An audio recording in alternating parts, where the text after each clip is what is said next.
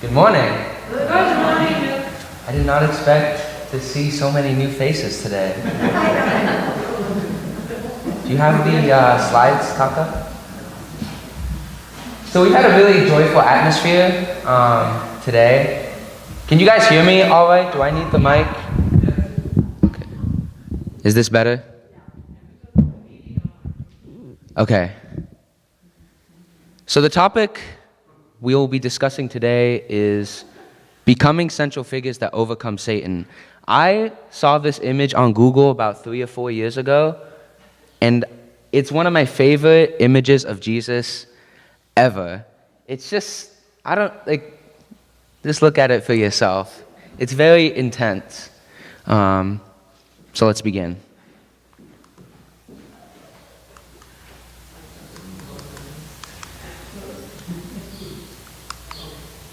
Satan promised God that anyone on earth who manifests his character through absolute, unchanging, unique faith will belong to God.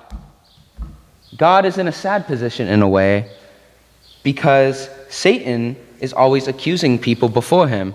You think John Doe is a man of God? You're proud of him now, but how can you guarantee that for the rest of his life he will not change? God cannot say for sure because he doesn't know what John Doe will do 10 years from now. Satan always has the upper hand because men are always doing more good for Satan than for God. God is always worried and concerned about men and wishing for the best. But in many cases, people bring more disappointment than satisfaction to him. Your father described this reality on February 20th, 1983. But God is calling all of us to do his will, calling all of us to be central figures. And what is a central figure? The divine principle states it as a person called by God for a specific mission or calling. He uses his spiritual telephone, dials up the spiritual number for each one of you. It's like, look, I need you to do this, like in one of the, I don't know, do they do that in the James Bond movies? Like, I need you for a specific mission. In any case, what you're doing for God is not going to be easy. Nothing that God asks you to do is easy. Because if it were easy, people would have already done it by now. I would have already done it by now. And because we're all central figures, I'm going to be using the term I, describing myself. Because we are all central figures. So this applies to everything I'm saying is directed at me, included. So how do we know what we're supposed to do? God doesn't always communicate with us directly. We can't communicate with him directly in most cases because that link was severed in the beginning of human history, which is why we always have this contradiction that is hypothesized in the divine principle from the very beginning. That we have an innate contradiction where, like Father said in the first quote, there's no guarantee we'll always listen to God. But there's another way to figure out how to become a successful person who fulfills God's calling. In the divine principle, it states that Moses was able to subjugate Satan by following the pattern of the model course which was revealed symbolically in Jacob's course. Jacob, one of the biblical figures in Genesis. In his course, Moses developed this to the level of image. He did it at a wider scale with a whole nation. Similarly, by building on the pattern of Moses' course, Jesus substantially brought Satan to submission. By walking Jesus' footsteps, people of faith can also bring Satan to submission and master him, from the second chapter of the second part of the divine principle. And for a long time, like for years, whenever it's stated in that chapter, like, we're going to be examining the parallels between Moses and Jesus' course. I was like, why? Like, this is like, you're just going to keep repeating yourself over and over again. Like, I don't want to keep reading the same thing. But recently I kind of had some like revelatory experience rereading the first section of that chapter where it talks about why it's a model course, and it really, really kind of changed my whole viewpoint of what it means to be a central figure and how I can do God's will. And it really changed my viewpoint because in that section, it literally goes number 1, number 2, number 3, 4, 5, 6, 7, 8. Like step by step. It's like as clear as you can. I know that especially in the Bible, things are very unclear. And oftentimes when you parents speak, we're kind of wondering like, wait, how are we supposed to do this? But in this section of the divine principle, it's like numbered. Like it's like you're in class. Like when the teacher's giving you like the lesson instructions. And this is why in another section it says, fallen people can never find the path that leads to life without understanding the particulars of the providence of restoration, which is why we must study the principle of restoration in detail. This from the 3rd section of the Intro to Restoration, the providence of restoration and I, talking about us. So I'd like to go through these 8 steps that the divine principle outlines. And I'm sharing this because the proof of it is in my life over the past several years. When I read, it was like a few weeks ago, when I was reading that section, I first started with number 1. I was like, oh my goodness, this happened to me. I read number 2. Oh my goodness, I'm doing this every day. Or number 3, oh, this is not happening to me. Or I'm failing at this. I'm being challenged by evil and I'm not, succeeding.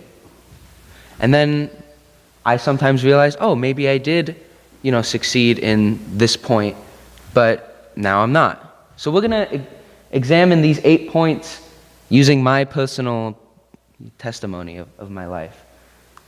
Okay, number 1, the divine principle states that each central figure must overcome a trial by God because the fall was a risk of our spiritual lives. And when I first read this, all I could think about was the myriad of distractions that come about in my life of faith, whether it's school or a need or want in some cases for money or friends or just countless distractions that kind of prevent me from, going over the hump and really communicating with God and really doing what He's asking me to do. But by trial, and the divine principle mentions this several times, it's a specific attack by Satan or some sort of evil to try and prevent you from going to God's side and doing His will for you. And essentially the trial is whether you basically have to work for getting those life elements from God, that energy and that sustained calling from God. And for me, this was whether to stay in a negative environment or not.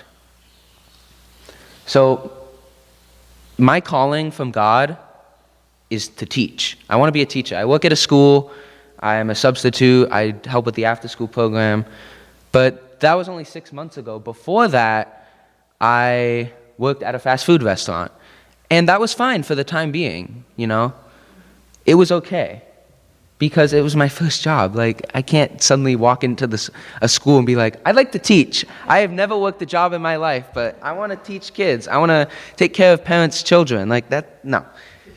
But at a certain point, God called me and said, look, you need to start teaching. I have this calling for you. You need to start. And I was so resistant to God. I refused to get out of that job until God forced me to, which we'll get into later. But God really forced me to get out of there because otherwise I would not have overcome this trial. And this environment, wasn't where God's life elements were. That specific job did not have a good environment, especially for my faith. And I realized this much later on. But this was my personal trial from, Satan. This was my, arm wrestle moment with Satan. It really was.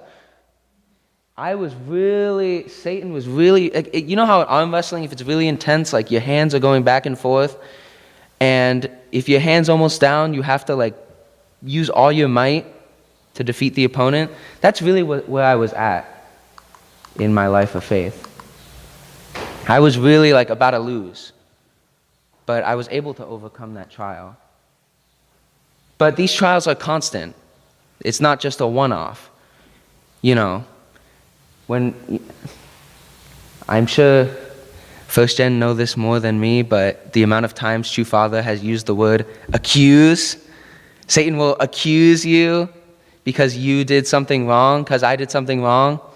Well, Satan's going to keep accusing me until everything's been resolved, and not everything's been resolved in my life. So I'm going to still have to overcome these trials. The second one the divine principle describes is reviving one's flesh and spirit, because at the fall, Adam and Eve risked their lives and we became spiritually dead and defiled, to use the divine principle vocabulary. To translate into more relatable vocabulary, reviving one's flesh and spirit is basically the process of coming back to spiritual life, spiritual resurrection. And that is through connecting with God through the Word and attending true parents. And there's a big stigma that, you have to do 100K in order to be a good church member. But it's when I hear that, it's it misses the point for me. It misses the entire point of getting those life elements and direction from God. Because, like I said in the beginning, God cannot communicate with us directly because of the fall of man. So we have to find other ways to do that, which is why we study divine principle, which is why we model these central figures courses, why I need to follow in their footsteps through these 8 points. Oops, sorry. Which is why I need to do these 8 points, including studying and internalizing God's word and really looking to the truest models of living by God's direction, which in our time is true parents. Jesus said, I was reading the Bible, and he has this kind of funny quote. He says, if the blind lead the blind, both will just fall into a pit. And I chuckled at that, but it's so true. If we are to try and follow God's direction, what better way than to follow the least spiritually blind people in human history, which, based on their fruits, their actions, their heart, is true parents and their words. It's in their results. And the word and the 100K that we study, when we put it in practice, when I do, I see result in my life. Okay, number 3 is a bit obscure. It's the purification of the human body. And it is because in the life of Jacob, Moses, Jesus, and even people like true parents and true father, they have significant, ascensions to the spirit world. And for us as unificationists, we have what's called the Songhua ceremony. Now, I didn't really put too much else in my notes about this just because I'm not near that, and none of you are as well, so we don't have to think about that just yet. But honoring oneself after their physical life is really important. Okay, let's move on from, death and all that. Okay. Number 4, restoring the growing period. That's the 4th point it lists in this section. And this is because Satan claimed the time of the growing period when Adam and Eve fell. And this, in the divine principle and in the life of central figures, when we read it, is a lot of numbers and a lot of restoration through specific providential numbers that represent the growing period, like 3, 7, 12. But when I thought about the growing period, I could have used the growing period so much when I was in that struggle with Satan, that arm wrestle with him.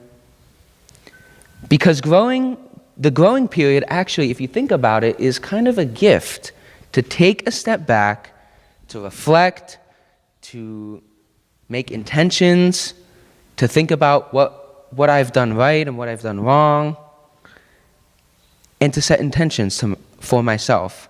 It's a separation period from the world, in a sense. And that's why I really love the concept of workshops and camps, because I like when they take our phones, because it literally cuts you off from the rest of the world. Like when I was in high school camp, I didn't have like a smartphone. So whenever I went to camp, I literally did not know what was going on in the rest of the world for 2 weeks or a week or however long it was.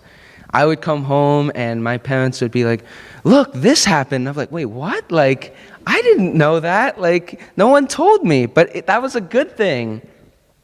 It was a time for me to grow and kind of restore that period of growth in my life that I need in order to do God's will. Because I can't, as a central figure, or any of us as central figures, not take time to kind of think about our calling and think about how we're actually going to do it, And for me in my life, this was the last epic in 2021.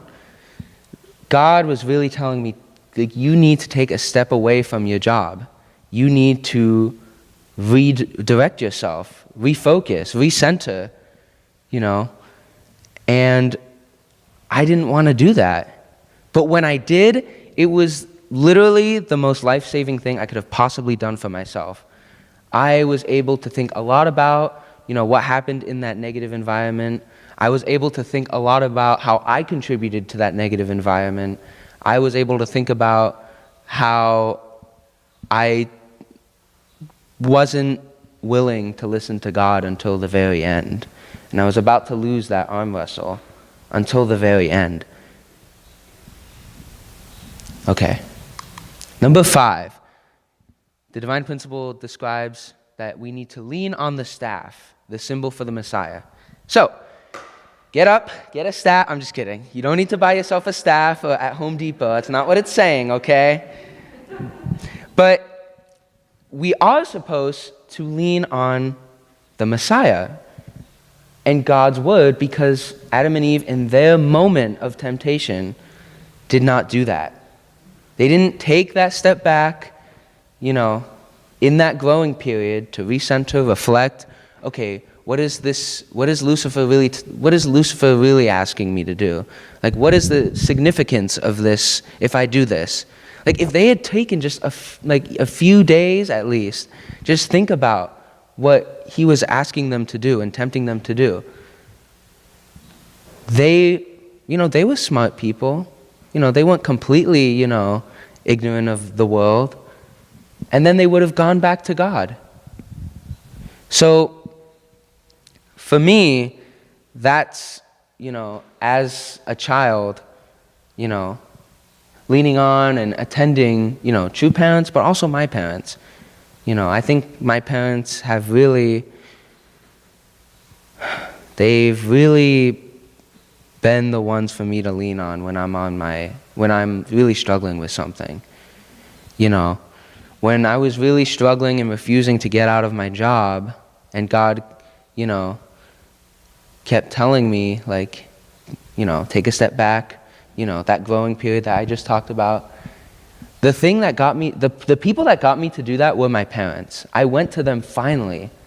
I finally went to my parents, and I finally kind of let out all the things I was struggling with the past, year in that job, in that environment.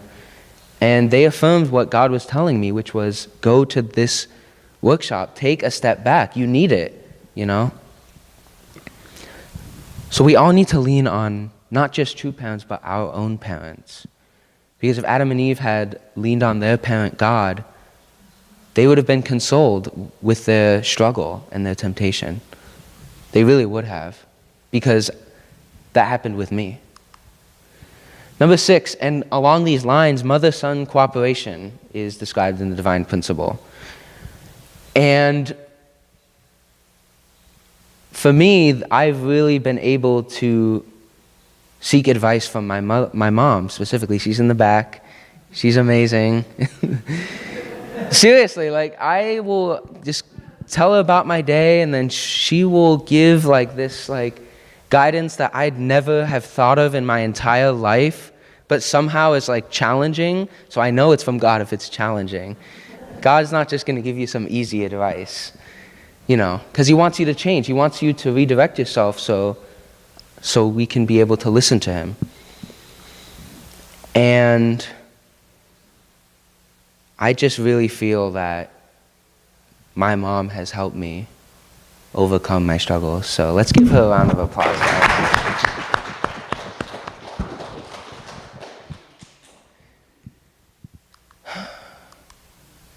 Okay, number 7, and this is the point I want to talk about the most. It's returning from Satan's world to God's world. So the divine principle talks about how because Satan claimed the Garden of Eden after the fall, the Garden of Eden was closed off to Adam and Eve. That's what Genesis describes, you know. So for me, as someone with God's will and God's calling, I realized, reflecting back, that I actually needed to take time in this environment of this job and less of my time in, my life of faith community. Now, I'm going to unpack that, okay? I'm going to unpack that. Because that's, on first glance, a very radical claim. Like, why would you tell someone step away from the church community for a bit? But first I want to talk about intentionality. When the divine principle is all about purpose and intention with your actions. What is the intent and the purpose of your action? A good act in the divine principle is described as something that is fulfilling God's will. Actually, I have the exact thing right here. Maybe I don't. Do I? Okay, something that fulfills God's purpose of creation is the definition in the divine principle. The purpose of creation involves the growing period and an indirect dominion phase of your life. But that is an intentional growth period. It is an intentional direct dominion set by God for us. That's why God had the commandment as, kind of the substitute for a direct line of communication with God.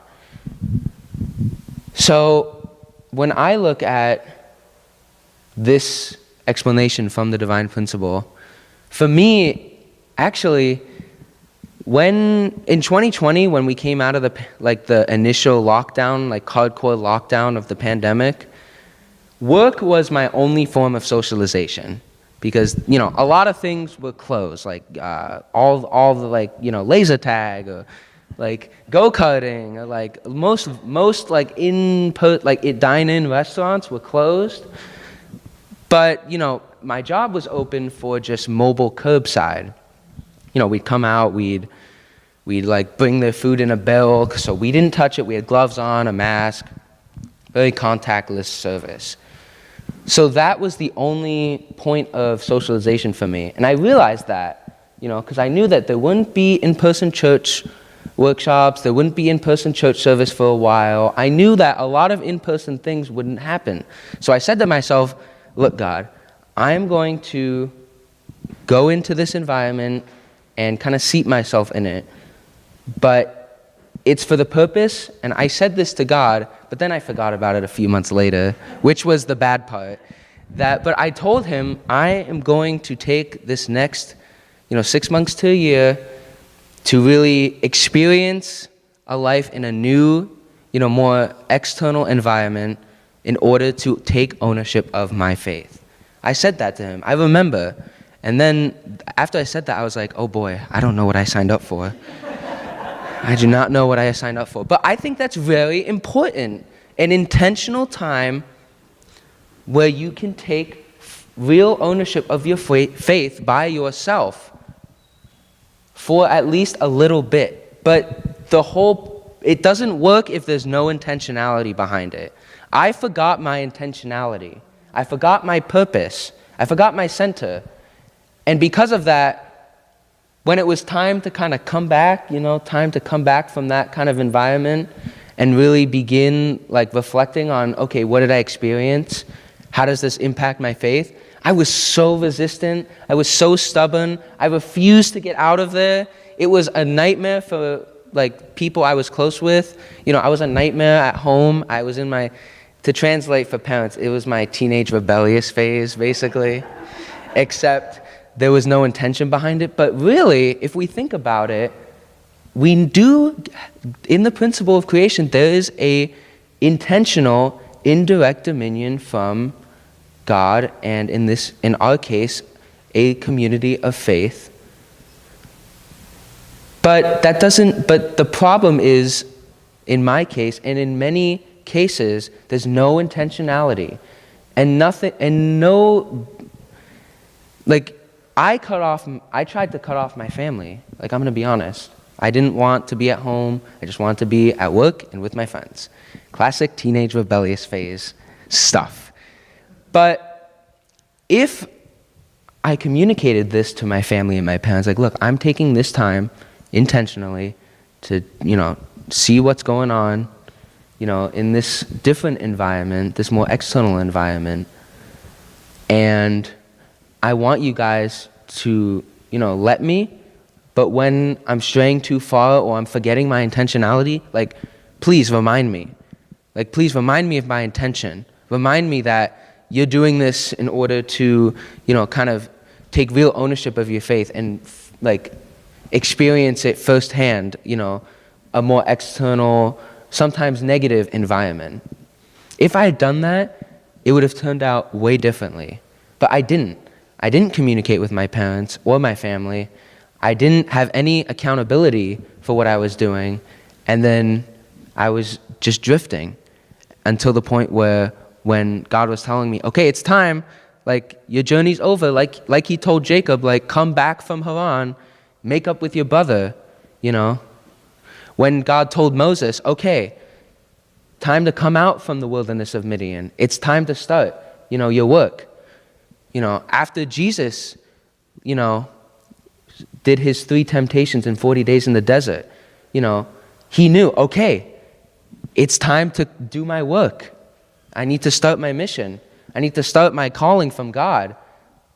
I didn't do that. I didn't listen to God's, time to come back. I didn't listen. And so when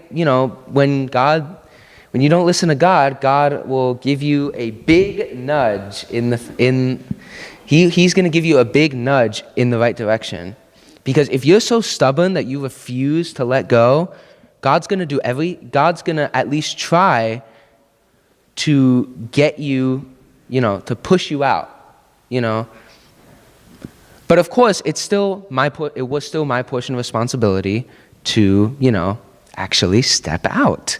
He can push me all he wants, but if I'm still kind of chained to this thing, I have to reach over and remove the little shekel metal thingies and, come out. So for me, God did this with me through several wake-up calls that were not pleasant, including a car accident where, in the external sense, I texted and drove and I, rear-ended someone. But in a more internal sense, God was trying to push me, out of that environment through something that I really loved, which was my car. I had just bought it. It was something that, I really cherished. I worked 2 years to save for it. But because I didn't listen,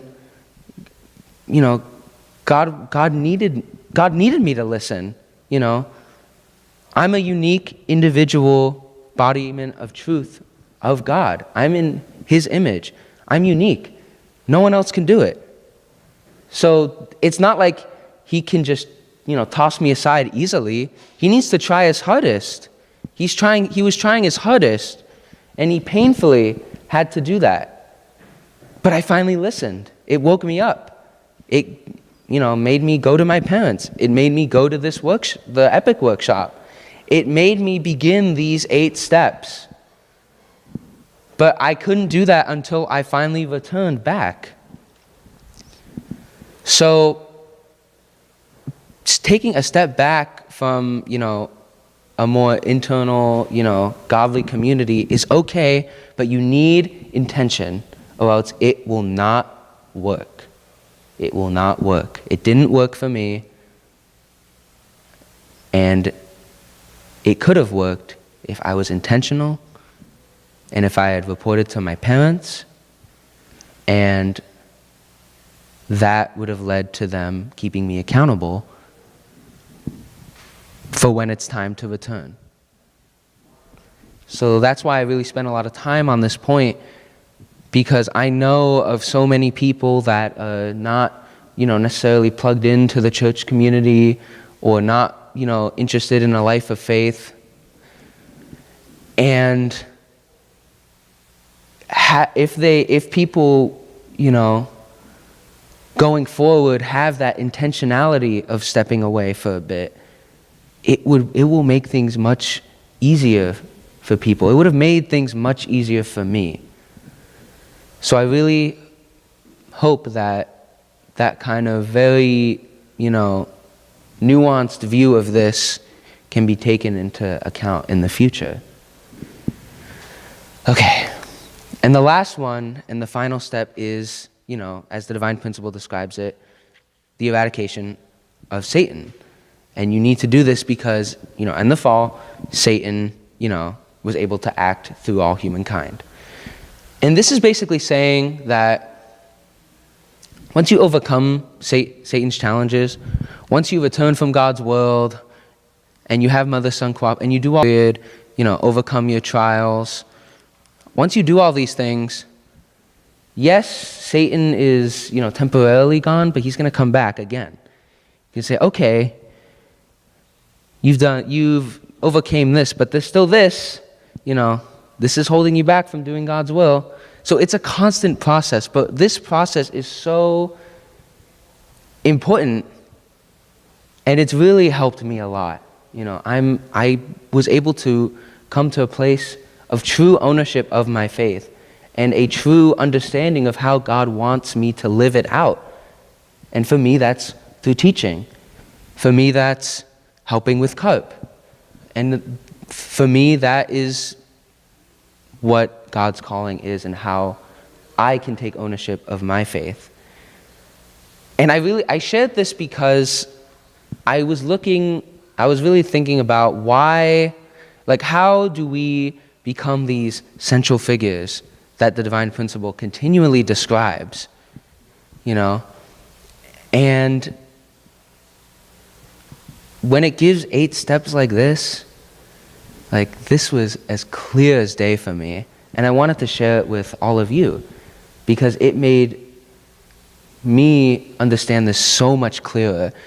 And when I looked on how it played out in my life through my experience in this job and coming and, leaving that job and God's wake-up calls to me and, why I read Hunderke and, why we need to follow these, why we need to study these central figures kind of examples and why we need to take a step back. Why did I take a step back from the community for a bit and, what went wrong with that and how connecting with my parents and my mom especially really helped me through this journey.